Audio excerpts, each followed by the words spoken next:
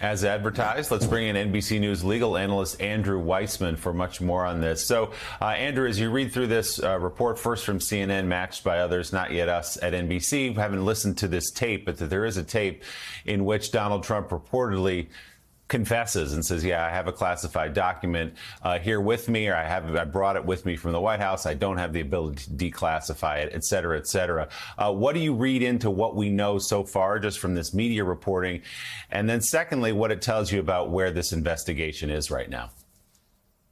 Let me do the second part first, which is, I think if this audio tape exists, this is not a question of if there are going to be charges. It's just a question of when.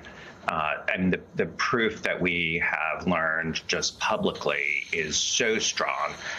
And Jack Smith is such a competent and aggressive prosecutor. It is inconceivable to me that this would not be charged. And having a tape recording of the prospective defendant admitting his possession of a classified document that he had no right to have, and not just any classified document. I think it's really important to remember that what he talks about reportedly is a classified document involving something that is unbelievably sensitive, which is war plans of the United States against another country. So this is not just taking love letters of Kim Jong-un or salacious material about the current president in France. This is exactly what the Department of Justice and the intelligence community is worried about. There also has been some discussion in the last 24 hours about whether this document exists or not. In other words, whether Donald Trump was just bluffing about it. But the most recent reporting, and Jack Smith will certainly know this, is that the document does exist. It may not have been authored by General Milley, but there is a classified document. It'll be very interesting also to find out whether this is one of the documents that was turned over by Donald Trump back to the archives, or whether it was something that they're still looking for. In other words, what is the current status of that document? Is it something that was obtained by Jack Smith from Donald Trump as pursuant to the search or not? Or is it going to be an example of a document that he should have turned over in response to the subpoena and did not? That's an open question and could lead to additional prospective charges involving obstruction. Andrew, let's get you to break down a little more of the details that we know about this. Does it matter in terms of the investigation, in terms of charges that could come, that at least so far there's no suggestion that Trump was showing this off to people, that he wasn't sharing the document with folks, just that he simply had it, that it is labeled, classified as secret in terms of the classification levels, not classified, not top secret, but rather secret. And just broadly, tell us what the Espionage Act is, what kind of charge that actually would mean and penalty it could carry for the former president.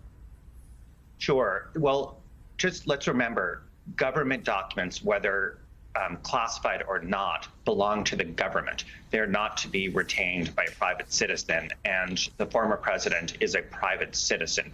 So, for instance, when I was in the Department of Justice, the number of documents I could take when I left the Department of Justice would be 0. So you're not supposed to have them. That is, possession of government documents itself is a crime. If they are classified, there can be an additional type of charge, but it's not required that the material be classified or classified at a particular level. What you're looking at here is whether the person either knowingly took the documents or knowingly retained the documents. The import of this tape recording, if it exists as reported, is that you've got Donald Trump admitting that he has in his possession a classified document. Doesn't matter if it's secret, top secret, it's classified. That itself is a crime. And then finally, with respect to dissemination, the reporting is that there does appear to be at least some dissemination of the information, because Donald Trump, although he doesn't turn the document over or quote from it, he does talk about what is in there. In other words, the reason we're all talking about the fact that it involves war plans involving Iran is because Reportedly, that is what Donald Trump said was in the document. If that proves out, that is a form of dissemination. What is the import of that? That is a separate charge, and it is also a separate reason when the department is deciding whether they should bring charges. It's a separate reason that they could decide that this is a warranted case. And I should say it also, from a political perspective, would differentiate Donald Trump from the apparently ongoing investigation of former Vice President Pence and President Biden, where there's no suggestion there was any sort of dissemination at all.